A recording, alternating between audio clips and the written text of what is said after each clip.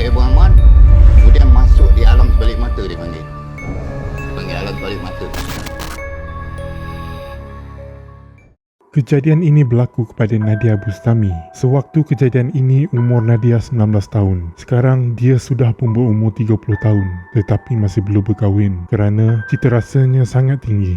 Apa yang berlaku padanya masih lagi bermain dalam fikirannya sampai sekarang. Ketika itu, Nadia dan rakannya Hamidah Wong, seorang janda muda mualaf, baru saja berpindah ke rumah sewa barunya di Hulu Selangor. Kawasan sekitar perumahan tersebut dikelilingi hutan dan sangat sunyi kecuali bunyi unggas-unggas di hutan dan kadang-kadang terdengar bunyi monyet-monyet bergaduh berebut makanan dan pasangan.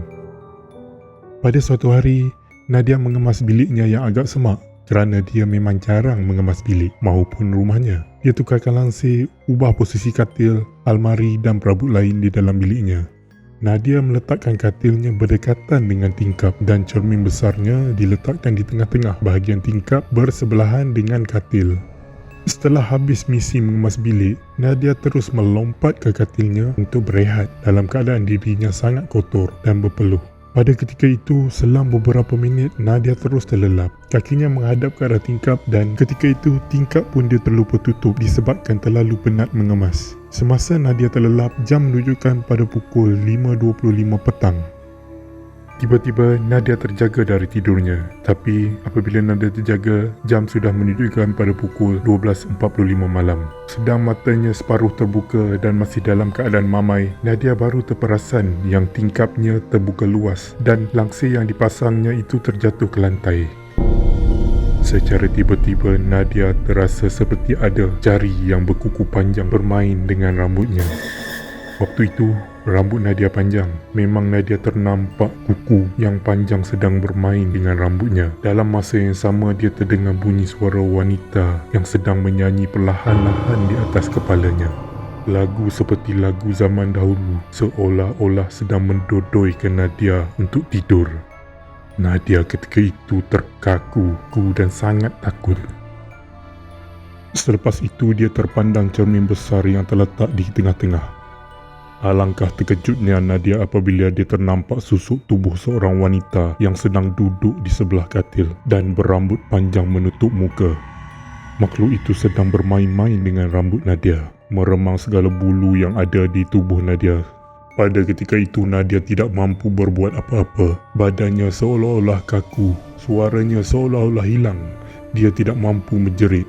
Dia hanya mampu pusingkan badannya dan mengiring ke sebelah kiri sambil memandang dinding. Dengan memejamkan matanya, dia pun menarik selimut dan menutup sehingga leher. Dia tidak berani berselubung kerana takut tangannya tersentuh dengan tangan makhluk yang sedang bermain dengan rambutnya itu. Nadia hanya mampu beristighfar dan membaca surah Al-Fatihah di dalam hati. Selang beberapa minit, Nadia merasakan jari-jari yang berkuku panjang itu bermain-main di pipi dan dahinya. Tiba-tiba dia teringat suara sedang berbisik betul-betul di sebelah telinganya. Suara itu berbisik dengan suara yang berbunyi, "Tidurlah sayang, tidurlah." Nadia tidak mampu bercakap apa-apa. Dia hanya mampu memejamkan matanya. Selang beberapa ketika, Nadia merasakan tiada lagi jari-jari yang bermain dengan rambutnya dan tiada lagi suara yang sedang menyanyi. Dia memberanikan diri membuka mata dan melihat sekeliling. Dia pun berdiri melihat tiada lagi apa-apa. Perasaan takutnya surut sedikit tetapi jantungnya masih berdebar-debar. Nadia kemudiannya terpandang ke arah cermin besarnya.